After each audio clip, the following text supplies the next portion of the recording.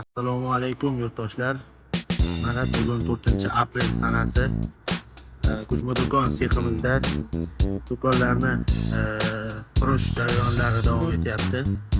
Mana ko'rishingiz mumkin.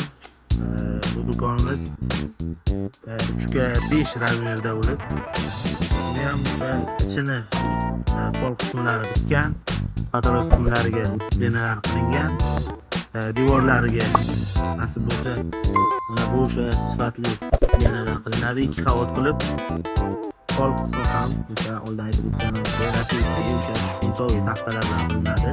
Devorlariga ham belkor plastikdan uriladi. O'sha qalindan nasib bo'lsa bitgandan keyin yana chiroyli qilib qilib beramiz. Eshik romlariga keladigan bo'lsak, alubestdan foydalanamiz.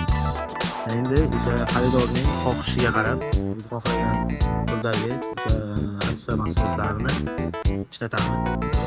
Nasib bo'lsa mana o'sha 6,5 razmerdagi do'konimiz ham qurish ishlari olib borilyapti. Bu do'konimiz mustaqil to'siqqa mo'ljallangan.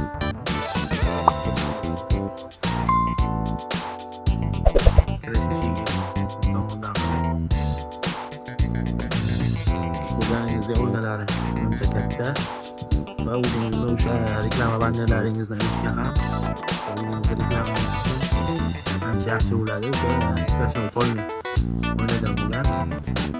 Buni rangini ham o'sha ishlatilgan naktalarni ham tuzilishini o'sha xaridorimiz shunaqa fasad shunaqa video xohlagandi.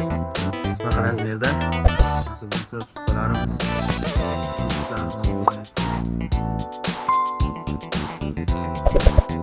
kimga yana shunaqa xizmatlar kerak bo'lsa, pastdagi nomerlarimiz orqali bemalol aloqaga chiqishingiz mumkin va bizni Telegram, Instagram, YouTube tarmoqlari orqali kuzatib borsangiz, har kunlik shunaqa ma'lumotlarni va o'sha qurilish jarayonlarini qo'yib boryapmiz.